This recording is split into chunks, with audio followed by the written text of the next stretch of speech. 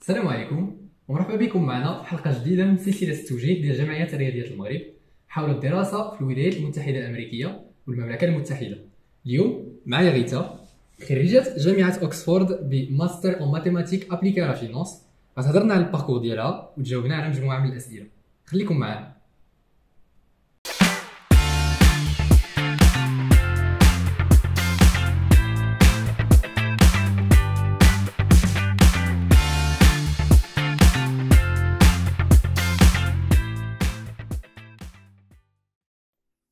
Salam Rita.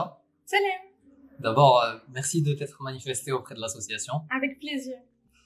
Donc je vais commencer directement par la première question. واش ممكن تهضري لنا على لو باركور ديالك منين بديتي من الباك حتى الدابا؟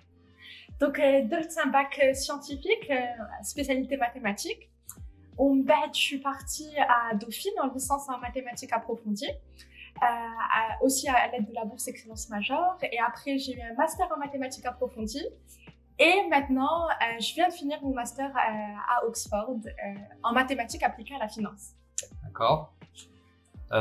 Donc la question suivante c'est pourquoi après le bac اختاريتي ديري ليسونس ما اختاريتيش ديري شي باركور واحد اخر بحال بلو كلاسيك بحال لي كلاس بريبا ولا تا choisi de faire une licence après le bac?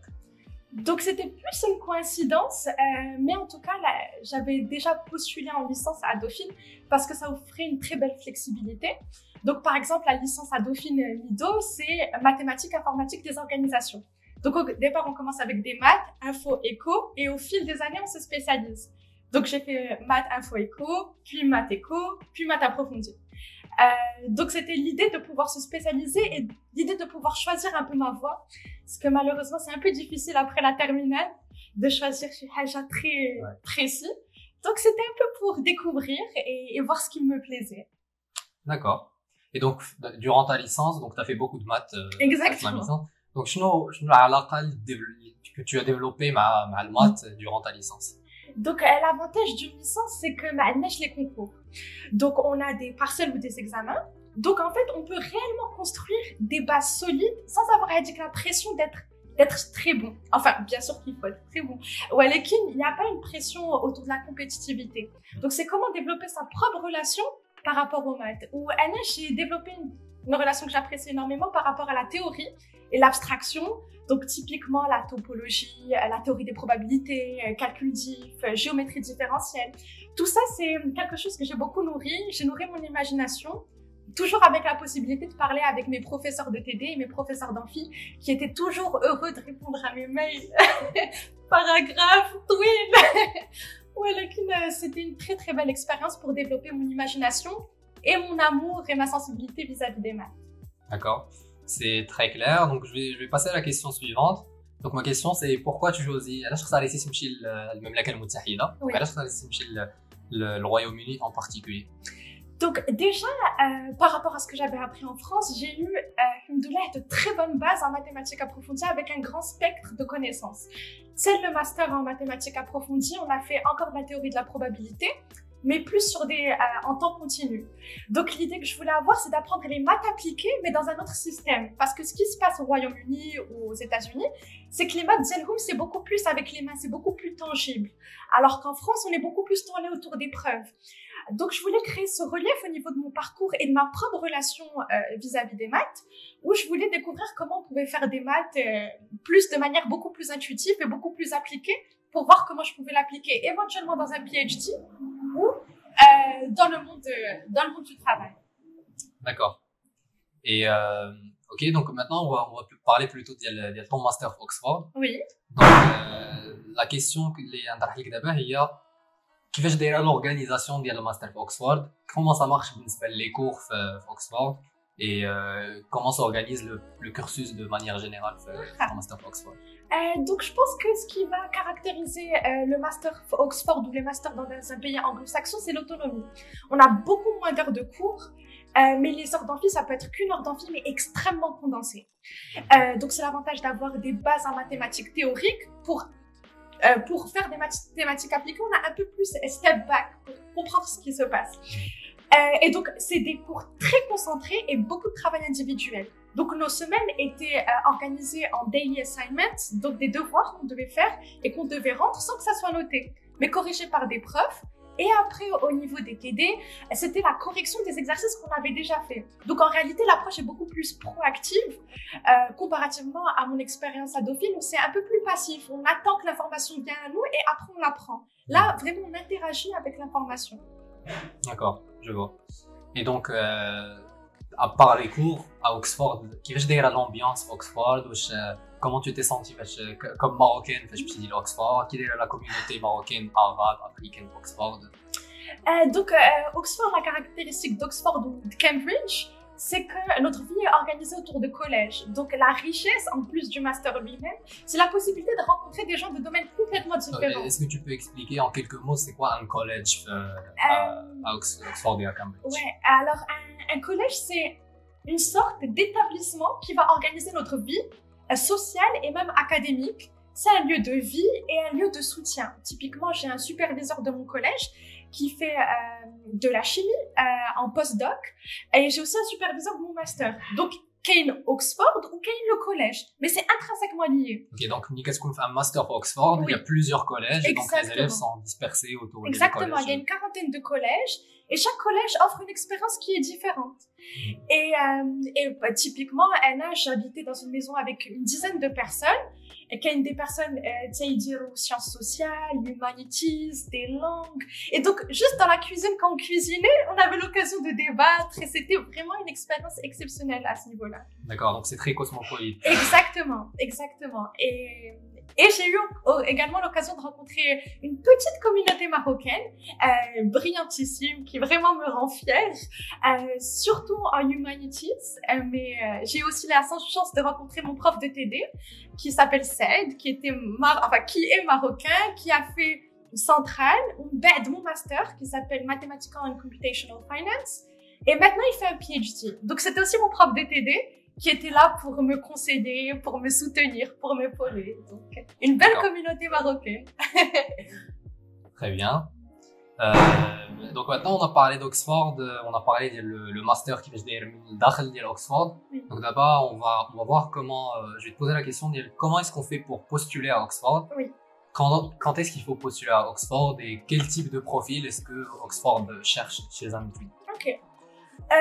Donc, ce qui est paradoxal, c'est que je trouve que pour postuler à Oxford, c'est pas très compliqué. Le plus gros investissement, c'est l'investissement que j'ai fait au cours de mes 4 ans. C'est quel apprentissage j'ai eu en maths, les résultats que j'ai eus et les relations que j'ai tissées avec mes professeurs. Donc, je conseillerais fortement de commencer à postuler autour de septembre parce que la deadline, en général, c'est janvier.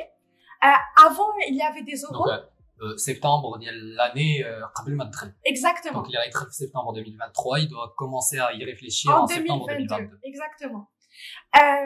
Donc la deadline c'est janvier, début janvier, il n'y a plus d'oraux donc ça rend ça encore plus facile pour postuler. Walakin, je conseille de commencer à postuler en septembre.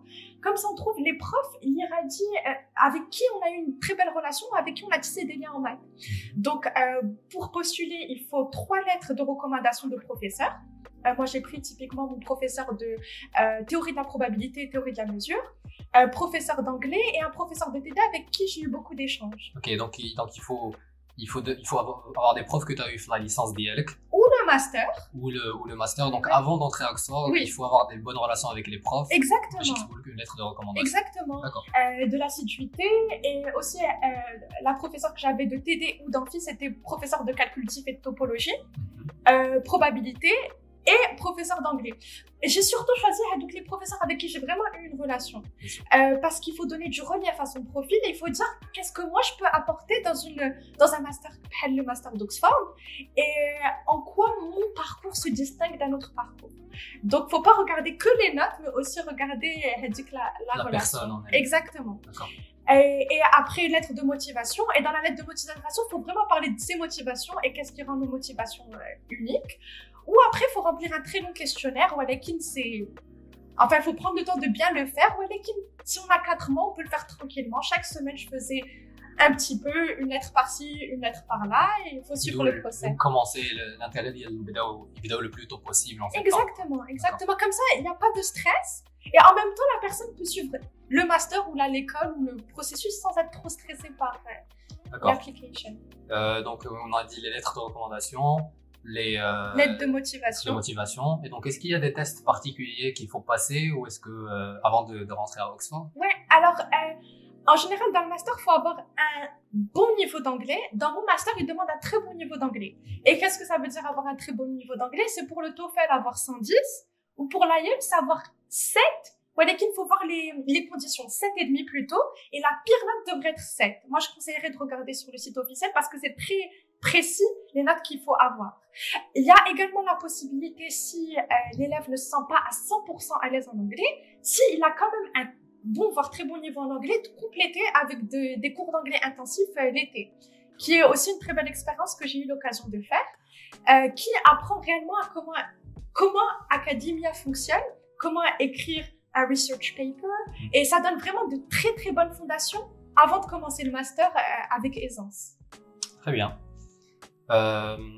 Donc, on a parlé d'abord comment postuler à Oxford.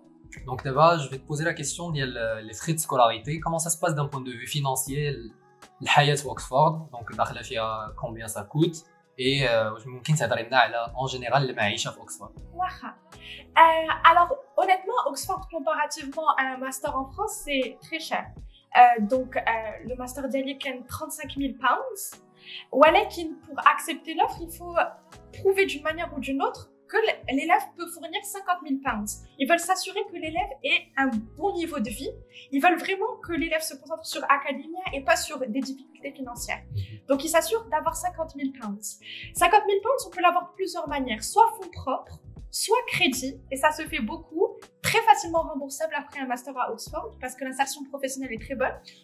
Ou là, il y a certaines bourses, mais il faut regarder les conditions et les modalités pour avoir des bourses. Ok. Oxford. Et donc, pour une personne qui n'a pas forcément les moyens, qui est le cas de beaucoup de personnes, qui mettent un master à Oxford, donc qui prennent les options de prendre un prêt. Oui. Donc en général, c'est relativement simple d'avoir un prêt, si j'ai bien compris. C'est relativement simple avec l'offre. Et Oxford, en l'occurrence dans mon master, ils ont beaucoup de flexibilité. Si tu as accepté l'offre et tu dis « Ok, je rencontre des difficultés financières, j'essaie de voir avec ma banque », ils vont comprendre, ils vont fournir les documents nécessaires, ils vont même repousser la deadline avant de faire la confirmation officielle de l'acceptation de l'offre.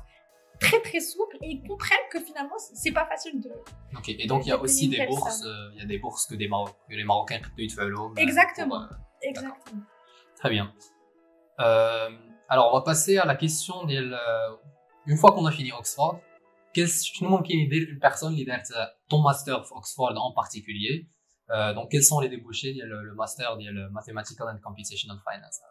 Alors la débouchée la plus courante, c'est devenir quantitative researcher, donc devenir un analyste quantitatif dans une banque d'affaires ou banque d'investissement. Ça c'est la voie la plus courante. Après, il y a d'autres personnes qui font plus data science, parce qu'on a eu des cours de deep learning et des cours de statistiques. Pour l'anecdote, on a eu 2 examens de 48 heures. Ça s'appelle take-home exams. Et donc, en réalité, les compétences qu'on acquiert, c'est réellement des compétences pour aller en entreprise. Parce que 48 heures, finalement, ça représente la réalité de l'entreprise. Donc, aussi la possibilité de faire data science, mais aussi une très belle ouverture au niveau des PhD. Et je conseillerais même de passer par un master à Oxford avant de postuler un PhD à Oxford, parce que tu es amené à connaître les profs avec qui tu voudrais faire la recherche, parce que le prof, le superviseur avec laquelle tu vas faire la recherche, c'est la personne avec laquelle tu vas passer le plus de temps. Et il faut qu'il y ait une bonne alchimie. Donc, je trouve qu'il y a aussi la voie du PhD, et je conseillerais même de postuler un PhD en étant passé par un master à Oxford pour comprendre comment Academia fonctionne et pour ne pas l'idéaliser, mais également pour comprendre à quel point un PhD peut être une belle opportunité. D'accord, je vois, c'est très clair. En conclusion, Rita a un Master of Mathematical and Computational Finance à Oxford. Donc c'est un master où la candidature d'IELO est entre septembre et janvier, mais خصكم تبداو la candidature بكري, donc de préférence septembre. La candidature خصكم ديروها في le site ديال les candidatures في Oxford. En plus ديال الفورمulaire ديال Oxford, كاين 3 ديال الاشياء اللي مهمه خصكم ديروها اللي هما lettre de recommandation, la lettre de motivation et TOEFL. Pour TOEFL, il faut viser un score il y a à peu près 110, mais à partir d'il y a 100, ça commence à être un bon score, mais il est juste 100, il faut faire des cours d'anglais à côté. Pour le Maïcha ou les frais Oxford, Maïcha objectivement طالعة, mais il y a des solutions qui s'offrent للناس اللي ما يقدوش يفينانسيو المعيشة ديالهم. Par exemple, ممكن تاخذوا un prêt qui se fait très facilement à Oxford parce qu'il y a une bonne insertion professionnelle من بعد, comme il y a des bourses qui sont disponibles pour les élèves marocains ou africains. Je vous invite à aller directement sur le site d'Oxford, il me liste les bourses. Je remercie Rita une deuxième fois de s'être manifestée auprès de l'association. ما تنساوش تتابعونا في الصفحات والمواقع التواصل الاجتماعي ديال الجمعية. وإلى اللقاء في حلقة مقبلة.